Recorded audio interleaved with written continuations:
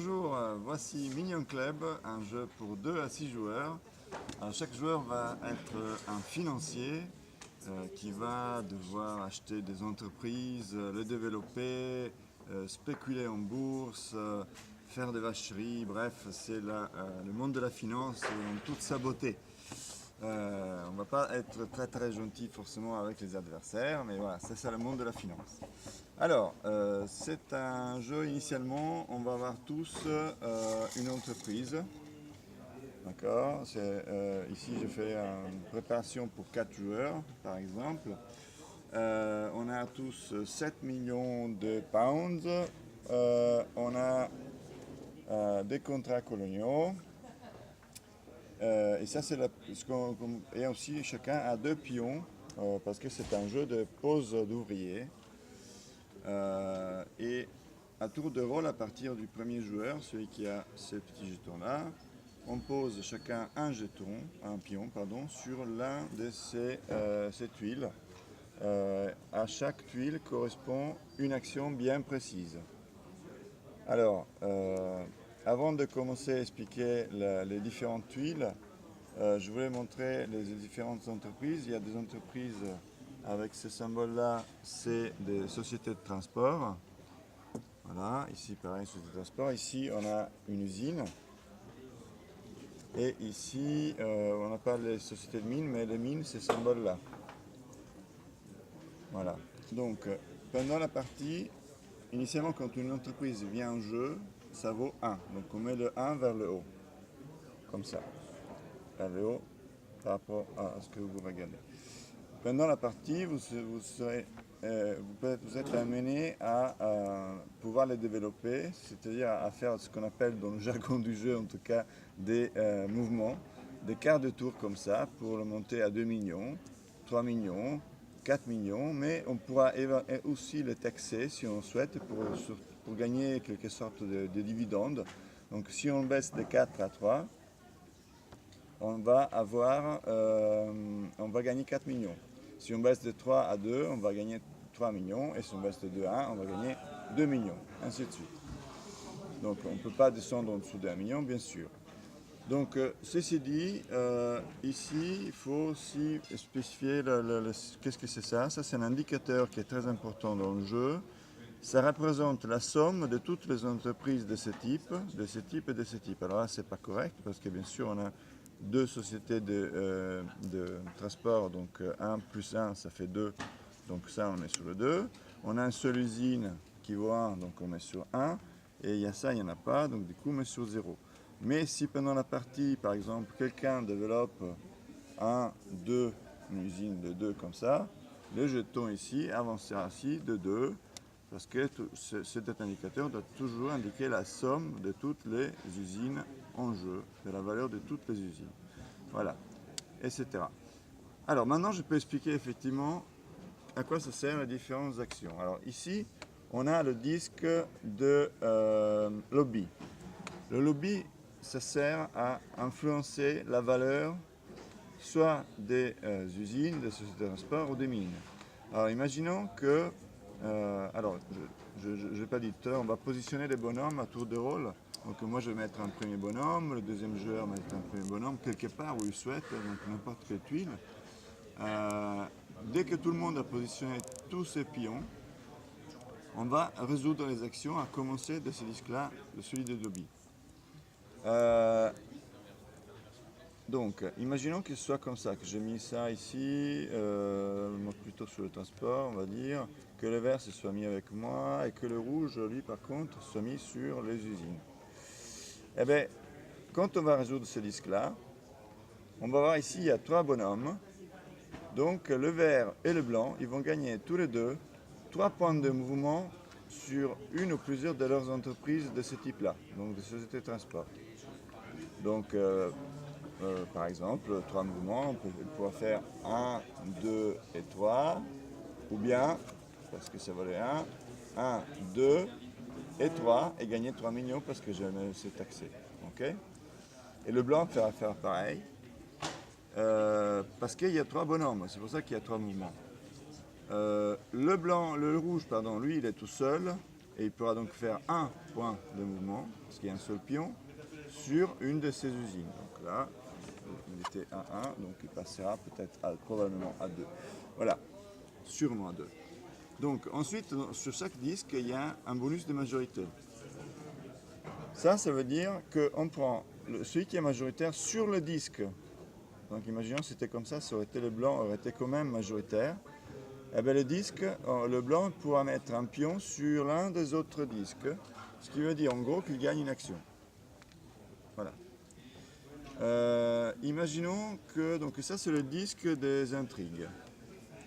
Hein, les intrigues c'est des cartes où on peut avoir des bénéfices directs ou soit on peut pénaliser des adversaires. Alors il y a sous les règles du jeu, derrière il y a écrit à quoi correspond chaque carte, à quoi ce que ça veut dire, mais après c'est des symboles qui, une fois qu'on a lu ce que ça veut dire, c'est facile à retenir. Alors imaginons, ici vous voyez qu'il y a un système de fauteuil, et donc imaginons que le vert soit mis comme ça, puis celui-ci soit mis comme ça, comme ça, comme ça. Eh bien, quand on va résoudre cette action intrigue, le vert, qui est le premier joueur, va piocher 4, parce qu'il y a 4 bonhommes, plus 1 carte, donc 5 cartes. Ici, 1, 2, 3, 4 et 5. Il la regarde, il en choisit une et il la fait tout de suite. On ne peut pas la garder. Donc après, il le passe au joueur blanc, qui en choisit une autre, et il la fait également tout de suite. Il passe le reste au rouge et il la fait. Il passe le reste au blanc et il la fait. Celle-ci, elle est inutilisée. Et puis le joueur qui est majoritaire ici, encore une fois dans l'exemple le blanc, eh bien, il va pouvoir regarder toutes les cartes qui restent et en choisir une. Voilà, donc il en choisit une, il la fait, voilà. Après, on mélange tout et le disque est résolu. Alors, ici et ici, on a exactement le même système de fauteuil. Donc c'est exactement le même fonctionnement, à deux différences près, c'est qu'ici, il n'y a pas de cartes en trige, ici on a plutôt des cartes contracoloniaux, ça représente des continents principalement, on verra à quoi ça sert tout à l'heure. Et ici on a des usines, des entreprises, pardon, entre autres des usines, mais pas que, qu'on peut acheter. Alors ici, chaque carte vaut 2 millions. À la fois celle qu'on achète en se positionnant ici et à la fois celle qu'on gagne, celle qu'on peut avoir si on est majoritaire. Et ici, les usines coûtent 4 millions. Pareil, l'usine qu'on prend si on veut prendre, on n'est pas obligé de le faire si on est majoritaire. Donc ici on a la bourse, c'est imaginons que ce soit comme ça. Alors le blanc c'est mis ici, comme ça, et imaginons que ce soit comme ça et comme ça. Imaginons, hein. Alors du coup, à chaque fois ici, on va faire pour chaque secteur la valeur, ça en grand des usines, moins ça. Bon, ici il n'y a pas de bonhomme, donc on ne le fait pas. Ici il y a 3 bonhommes, donc on va faire ça moins ça. Donc ça c'est combien?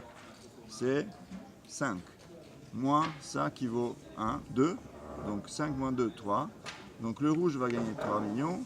Et le blanc, 3 millions et 3 millions. D'accord? Le vert, il va faire ça moins ça. Donc 2 moins 1. Toujours c'est un exemple. Hein, et du coup, il va gagner 1 million. Imaginons que plutôt il s'était mis là dans un moment de folie. Et bien là, il aurait fait 1 moins 6, moins 5, donc il aurait perdu 5 millions. Voilà.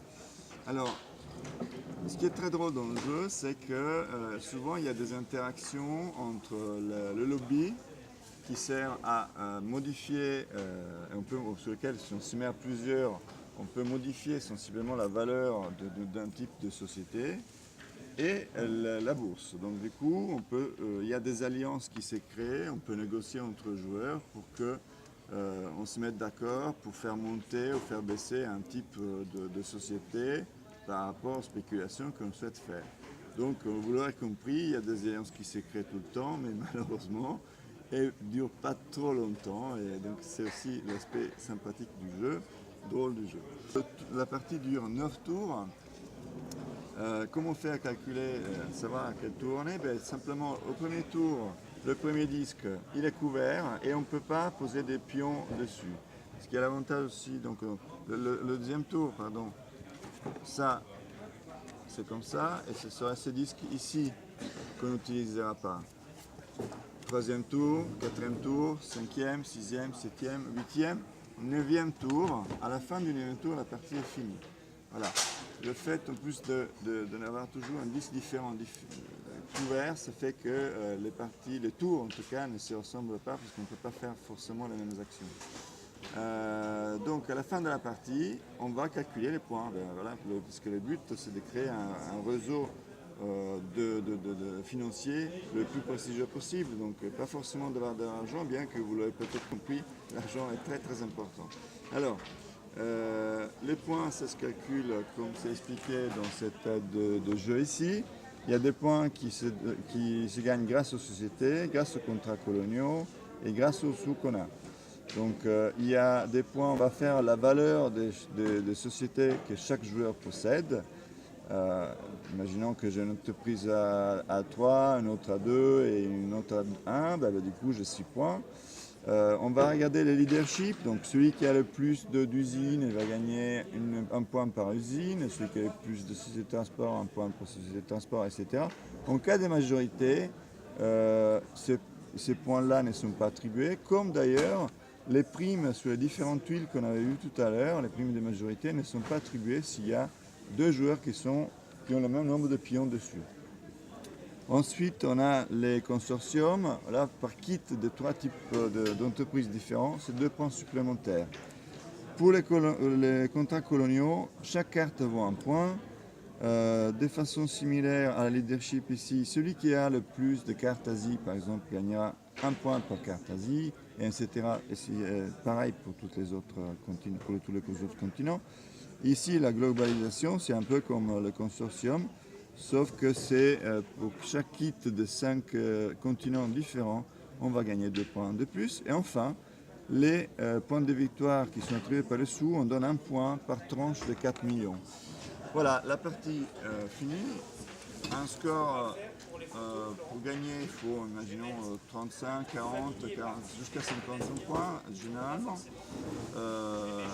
Voilà, donc je vous souhaite découvrir, j'espère que vous pourrez découvrir ce jeu très rapidement et je vous souhaite de bonnes parties. À bientôt.